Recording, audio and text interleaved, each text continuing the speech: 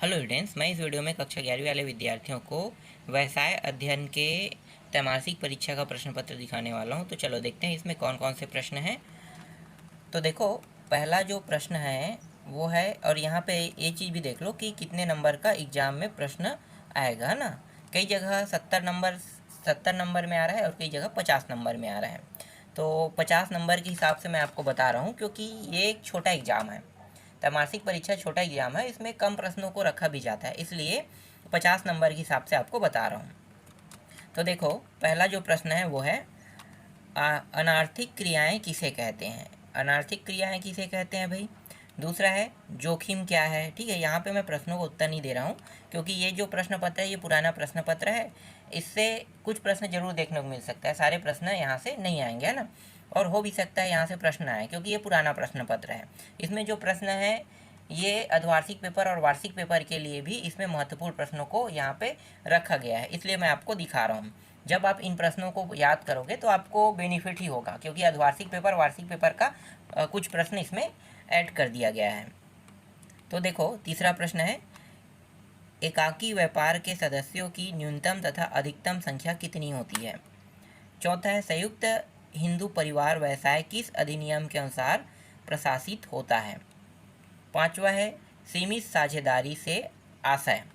तो आप सीमित साझेदारी से क्या आशय है कह रहे हैं। इसके बाद देखो छठवां प्रश्न, सातवां प्रश्न, सहकारी शब्द का क्या अर्थ है। न्यूनतम अभिदान से क्या आशय है। आठवां है प्राथमिक उद्योगों से क्या आशय है ना। ये सारे प्रश्न जो है वो एक एक नंबर के हैं। तो एक एक नंबर के प्रश्न आपको 1 से 5 तक ही देखने को मिलेगा। यहाँ पे 8 तक दे दिया है, 1 से 5 तक ही रहेगा। टोटल प्रश्न 22 से 23-24 तक ही जाएगा, ज़्यादा से ज़्यादा नहीं जाएगा। ठीक है, मतलब 22-23 तक ही जा सकता है। इसके बाद अगला देख लेते हैं। सारे प्रश्न ऐसे ही रहेंगे, है ना। इनमें से अब कितना आएगा ये तो मैं नहीं बता सकता, क्योंकि ये पुराना प्रश्न पत्र है। तो पुराना प्रश्न पत्र को भी ये पूरा का पूरा उठा के दे सकता है, और क्योंकि ये बहुत इम्पॉर्टेंट प्रश्न है, इसमें जितने भी प्रश्न हैं इसमें काफ़ी इंपॉर्टेंट प्रश्न है, तो हो भी सकता है कि पूरा उठा के दे दे, या फिर कुछ ना दे, या कुछ आ जाए, ऐसा भी हो सकता है। तो चलो देखते हैं 9वां प्रश्न। देखो, प्राथमिक उद्योगों से क्या आशय है। 10वां है संयुक्त हिंदू परिवार व्यवसाय की संक्षिप्त रूप लिखिए, है ना। साझेदारी का जन्म यहाँ पे है अनुबंध से होता है, इस कथन को समझाइए। सहकारी समिति के दोष या सीमाएं बताइए। कंपनी कितने प्रकार के होते हैं। देखो, ऐसे ही प्रश्न एग्जाम में पूछा जाता है, जैसे कि ये प्रश्न देखने को मिल सकता है, कंपनी कितने प्रकार के तो वर्णन कीजिए। इसके बाद है प्रविवरण का निर्गमन कब आवश्यक नहीं होता है। 15 है वैश्विक संगठन के चयन को प्रभावित करने वाले हिंदी 4 घटकों का वर्णन कीजिए। सार्वजनिक उपक्रम की विशेषताएं और सार्वजनिक क्षेत्र और निजी क्षेत्र की अवधारणाओं की व्याख्या कीजिए। जैसे ये प्रश्न भी है, ठीक है, ये प्रश्न भी पूछा जा सकता है।